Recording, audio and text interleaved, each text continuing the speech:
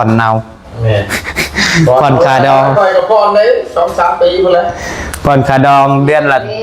ยังมาล้านเลย อ้าวแม่ เสียเจ้ากับเจ้าโอ้ยบ่ได้แล้วบ่ได้อยู่กันเราก็เสียทางมันก็ต้นหาละ ยังบริเบิร์ตบ่จ้ะ บ่แล้วก่อนนี่เราสิไปเลย ทำมาชอบกินเลย โอ้ยโอ้ยครับตอนนั้นเสียวผัวอะไรได้ แน่เราทวงก็ได้หาบริเซลเราทวงเลยหา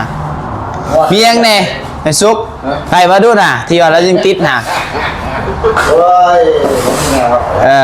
ว่าไปพักหน่อยดูคำตอนเว่ากันนะจักบาทค อ๋อเอาแล้วเก่าคนที่พัก ำคำสลึงหนึ่งเงิน10 ล้าน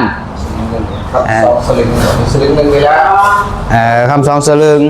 เราเขียนแล้วก็ไปเดินทุกอันกันไม่หมด เขียนว่าไงเขียน น่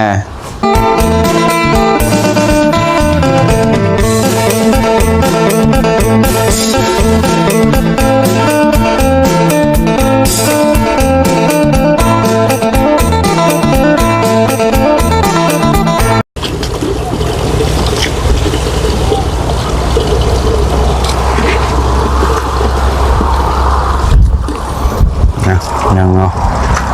เปิดคลิปไปทำมากะทางน้องแหล่เพิ่นกำลังสูบน้ำน้องเนาะก็ได้พอได้เปลี่ยนแบ่งเบาภาระกันพี่น้องเอ้ยมากนะให้สูบเพิ่นกระโบเมื่อยปานใดแบบนี้เนาะสบายดีเด้อนางเด้อ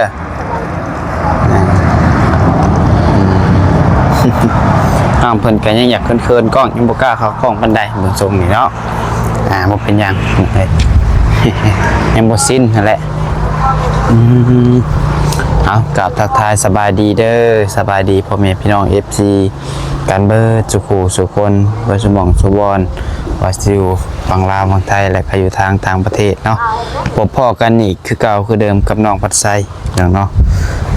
ส่งบ๊ายตอนนี้ก็ยังอยู่เพื่อนของน้องสายฟ้าพี่น้องเอ้ยทางทีมงานกับเบิ่งทรงคือสิบ่มีไผขึ้นมาซ้ำเนาะมื้อนี้ว่าจะทำมอนิวกว่าจังว่าเนี่ยเพิ่นว่าจำบริขึ้นมาพระจักเหมือนนี้เนาะฉันเป็นมีทางไป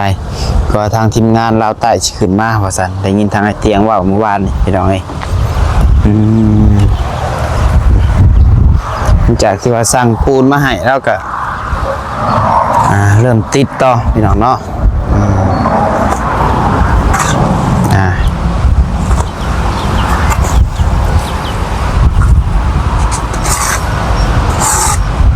จักชอบนี่ชอบนุ่งมันจักชอบแล้วมันนี่มัน2 ชอบแล้วสอบที่3บ่นี่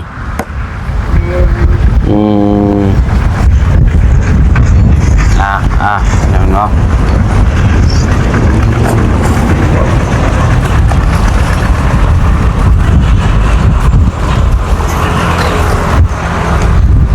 เก็บไว้ขายบ่กระดาษยายมันได้ปลาโตที่มา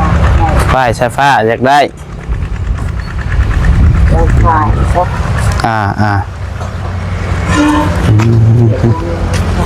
เลยเนาะโอ้ลมพี่น้องบอกเนาะแดดก็แห้งลมก็แห้งมื้อนี้ครบสุดพี่น้องเอ้ย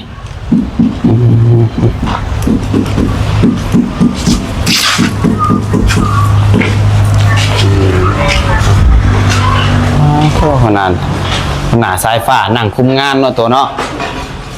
หัวนั่งยิงเขียวเซ้ยสบายเนาะตัว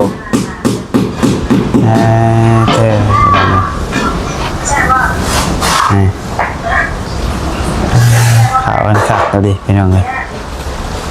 งามมือนี่ก็จะว่าแล้วมาจังนี่เนาะติดพื้นนี่นะแล้วมีแกถามเก็บงานใช่แล้วตัวนี้ไล่ออกเลยครับเก็บตัวนี้แล้วก่อนน้ำรักโดยเสียวให้แล้วเลยบางช่วงของโถงเนาะให้ดอกซอยกันก็แล้วไว้เนาะช่วยกันได้ก็ขโมยไปได้ โดย สูบน้ำแน่คอยพูดคนแน่คนแน่อยู่คือว่าไง มีคนผสมปูนให้ติ พอไปได้ยกไปยกมางานไปงานมาคือว่ามันนะมันแบบชาติเดียตอนนี้ก็คือใครเดีย ไม่เคยครับนะ ฮะ ก็โอ้ยเป็นคนมาบ้านชาวเตียว บริเวณเรื่องอะไรที่ใหม่เป็น บ่ได้เบิ่งเงินเฮาบ่วานนี่ ฮะ บ่ได้เบิ่งเฮาบ่ บึงอะไร เบิ่งอยู่บ่เฮาน่ะ บึงแล้ว เฮาไปไสวานนี่ แล้วไปนี่คือว่าเป็นเคยเขาบอกเจ้า เบิ่งอยู่ซะเนาะย่านเอาบ่ได้ ตัวใกล้ๆอยู่บอกลูกกูแม่เขาพักผ่อนกูบอก เอาเมียอะไรได้ เอาแล้วจังหวะหรือว่าไปงานหมู่บ้องหมู่คือแช่อยู่ งานเฮานี่แล้ว โอ้ บ่ได้เบิ่งจบคลิปบ่ซะ มันรับปากก่อนนี่แหละเชียวตอนนี้มันเป็นจากเที่ยเลย2-3 โมงบอกกับโยกไปมันก็หิวนอนเนี่ยจับใครเป็นใครแล้วกับผู้ชาย เคยพร้อมเคยพร้อม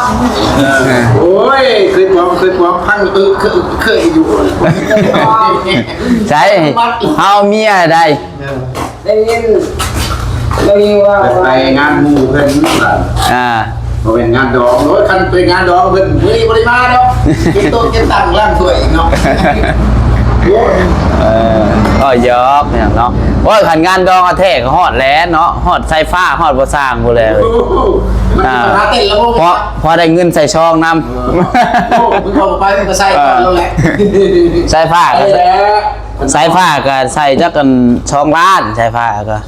พอสร้างก็จัก5 ล้าน ติดละมุมเลย ไอ้อัน ไปนำแล้วให้ครอบไปครัว ยังบ่ง่ายดอกให้เป็นเคยปลอมไปซื้อเมื่อวานนี่ทาง คือเห็นลงอยู่ในสตอรี่คือมีครูมียังสะดอก นั่นก็แม่นนั่นก็ผู้สาวซื้อยังบ่แม่นว่าเป็นเมียเป็นยังกันผู้บ่าวผู้สาว ไปจะกล้าเลยเห็นมือวานนี่ไปบนลมนั่นเขาแง่คือไงสาวเอากันยังเดี๋ยว พอขอโทษนำเบิ่งเห็นคือลมกับตัวเองยังงานต่างอยู่เห็นแบบเป็นแบบมีความสุขดี โดยเป็นเคยให้ผู้ใหญ่เพิ่นนั่นให้ให้เตียงนะหาเตียงว่ะครอบครัวนั่นก็เป็นครอบครัวใส่เรือคือกันนี่แหละและเอื้อยเพิ่นเอาผัว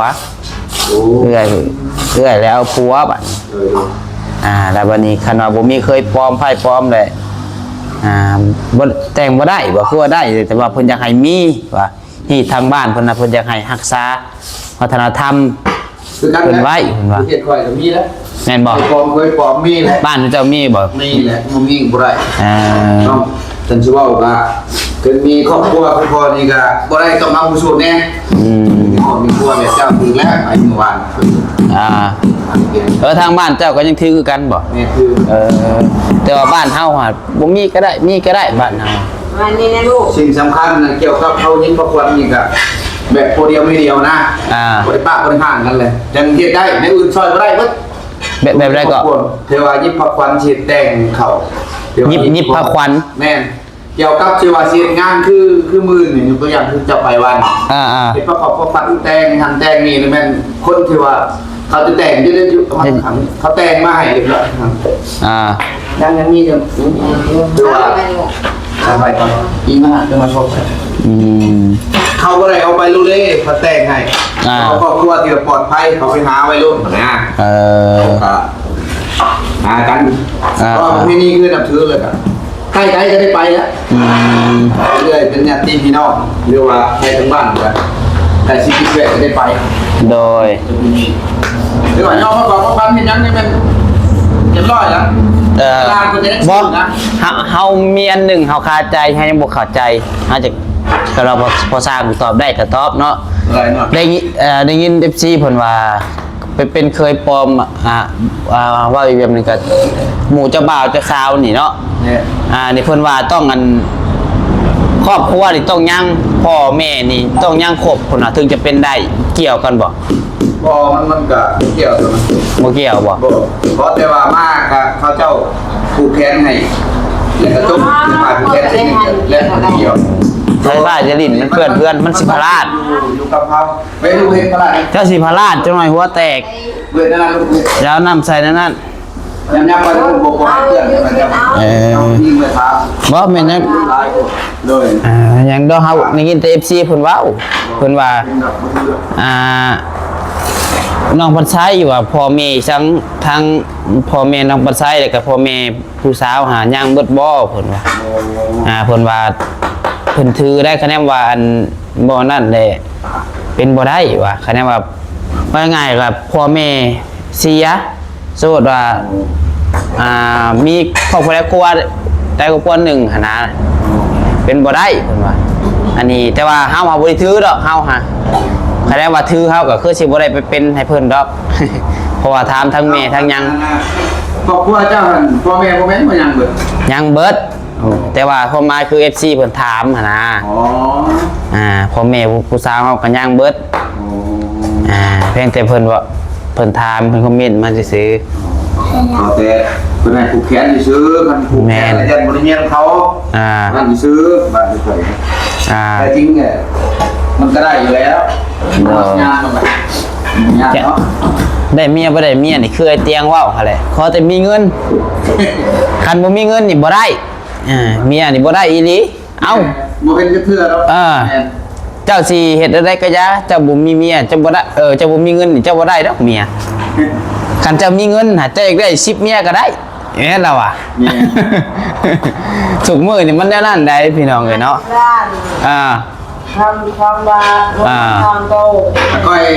ลมเมียของมือนี่ขอบริเวณเนี่ยพอดี โทรศัพท์อันนั้นจะได้เงินเติมบัตรเนี่ยเมียแล้วเราให้ลมจะกองหอยคุณไปใจดีแท้ประทันสมัยนี้นี่โอ้ยจังยากแล้วคันบ่มีเงินแต่ว่ากระชวนหน่อยแหละแม่นคันบ่มีเงินยี่ร้อยเป็นไปบ่ได้ดอกบ่ได้ต้องมีอะไรนั่นนึงแม่นนั่นแหละต้องเอาได้สมมุติแต่งกันมาคันบ่มีเงินมีคำหายมันก็สิผิดเถียงกันอีกคือยกตัวอย่างแม่นว่าว้าวบ่ได้ว่าไกลแล้วว่าใกล้ๆตัวเองนี่แหละถ้าบ่มีอาชีพนี่ก็ครอบครัวเพิ่นก็อาชีพมันได้สำได้แม่นเพิ่นหาเลี้ยงแต่ถ้าเพิ่นสิหาเพิ่นก็บ่เลี้ยงแหละหลักๆก็คือเฮานี่แหละเนาะเฮาผู้เป็นผู้ชายพี่น้องเอ้ยผู้เป็นผัวว่ายังไงก็ผู้เป็นเสาหลักของครอบครัวคันเฮามีครอบมีครัวกันเนาะเฮาก็ต้องได้รับภาระหน้าที่ทุกสิ่งทุกอย่างพี่น้องเอ้ยนับแต่กระแป้งน้ำแดงเขาครบหมดเลยเครื่องใส่แห้งหลายกับผู้ชายอีกขณะผู้บ่าวผู้สาวผู้ซุ่มเฮานี่แห้งกระติกน้ำหอมครบสุดแหละพี่น้องเอ้ยคือซิวคู่กันนั่นแหละเนาะนั่นแหละก็จังว่าก็ผ่านไปด้วยดีเมื่อวานนี่ก็จบด้วยดีแม่นเดียวเมียเดียวเฮาก็ต่างจากซอยเพิ่นที่ซื้อเฮาก็เฮ็ดเพิ่นหลายคนก็ว่าหน้าตาเฮากับเจ้าบ่าวนะฮะเจ้าบ่าวแท้หน้าตาสิคือกันพุ่นน่ะแม่ค่ายอยู่นะค่ายอยู่บ่แม่นผู้นะเพิ่นผู้ที่ว่าเพิ่นนั่นก็ว่าคือกันเพิ่นว่าเราแต่สายผ้าก็ซุกนี่แหละนี่คือว่าคือมันไหนต่ำเบื้องหน้ามันชมายนิดนึงไปเหมือนกันทั้งแม่งเขาว่าจะแชร์เขาโว้ยแม่กับลูกไปทางไหนดินะถึงน้อยแล้วเพื่อนนี่ก็เพิ่งจะค่อยข้างเนี่ยก็คืออยู่ได้แหละแม่สุกกับสายผ้าคือกันอยู่หนาวมันคือกันเลยดีแล้วจังหน่อย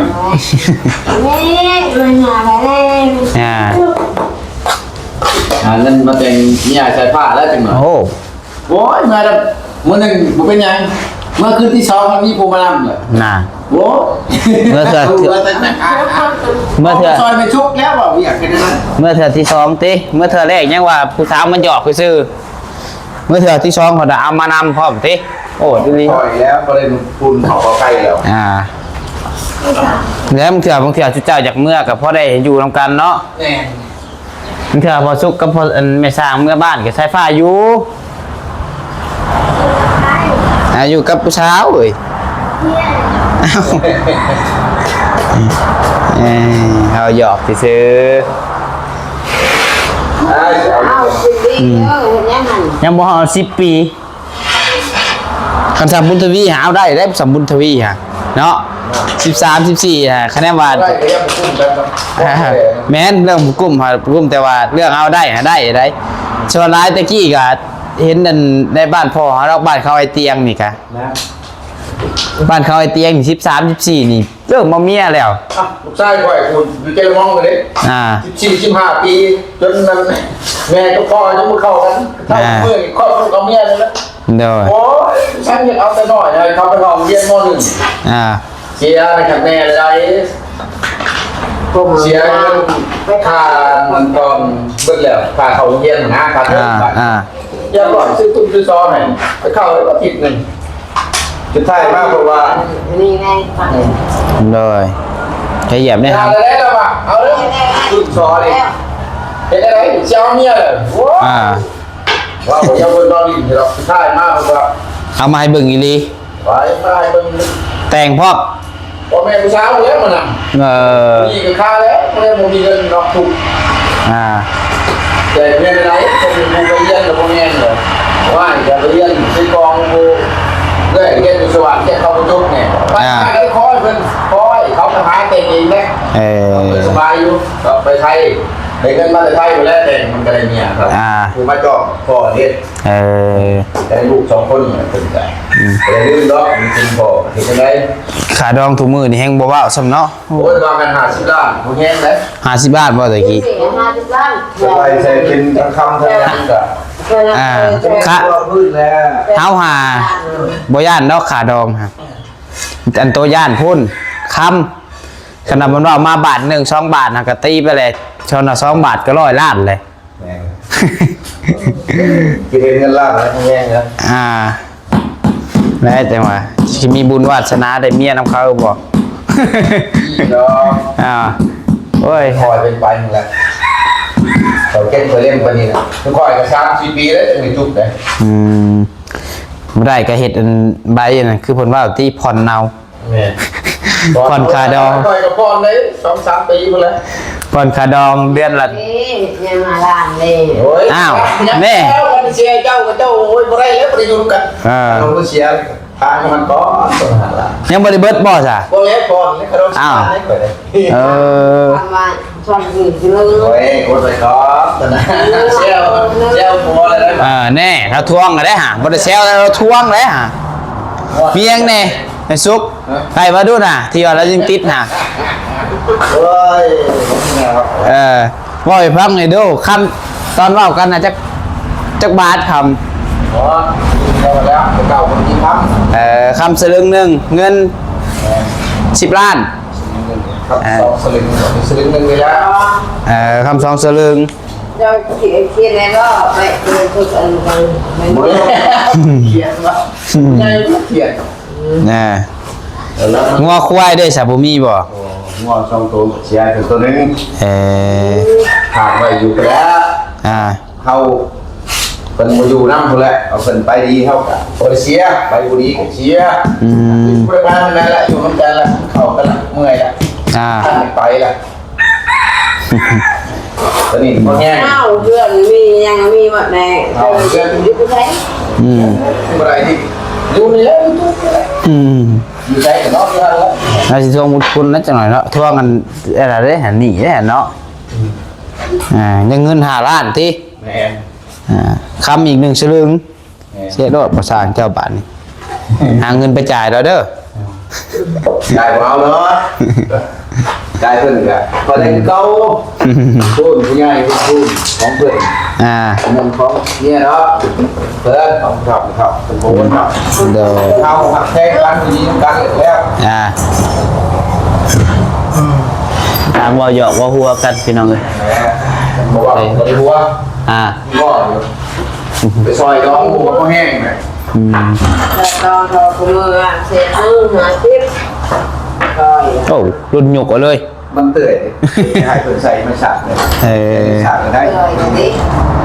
เอาเล่นกันเล่นเล่นกุญแจฉากนี่ เข้าใจ เตื่อย ใจ เตยลงติตัวนี้ได้สายได้บ่ พี่จับวันนี้มันไปซ้ำนี่มันก็โอเคอยู่นะ คันวิทย์ด้วยหนึ่งก็ได้แล้ว เอาแล้วไปเรียกชูงไงก็คักนะ แมน เรื่องการนั่นการนี้ มันบ่ทูกันได้แล้ว ก็พูดฟังสิ่งนั้นเลยฟัง จะได้บ้านหายเลย เล็กสากเนาะ เล็กสาว สันคือเราใส่เล็กสากจับแจนี่ติจับเหลี่ยมมันนี่สี่เหลี่ยมเนาะสี่แจ มันแน่ให้เราคันหนึ่งเสีย แต่การอันบนเนี้ยงกับคนอื่นอันดึงวางมัน ใส่มัน ซื้อมาแล้วให้ซื้อมา โอ้ดีสิ มันนั่งอยู่ชิลม โอเคแต่ว่าอันนั้นแหละยังบนซื้อเนาะ ตัวอะไรเล็กสาว เล็กสากย่างใส่ชิ้นไหน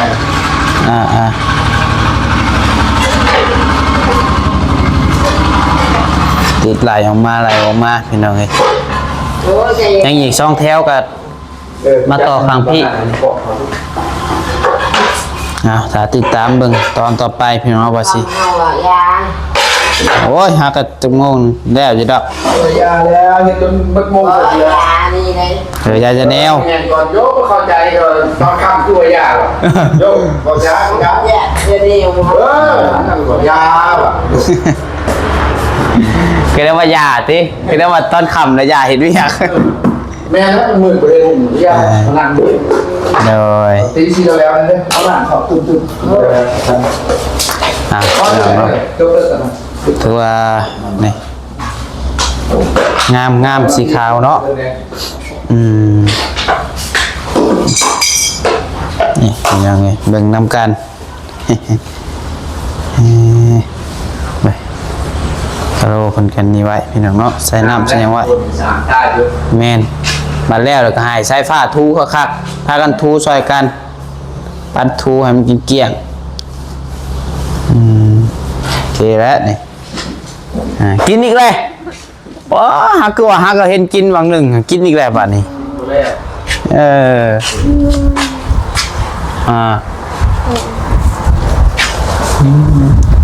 กินข้าวอีกแล้วหมดนี่เนาะ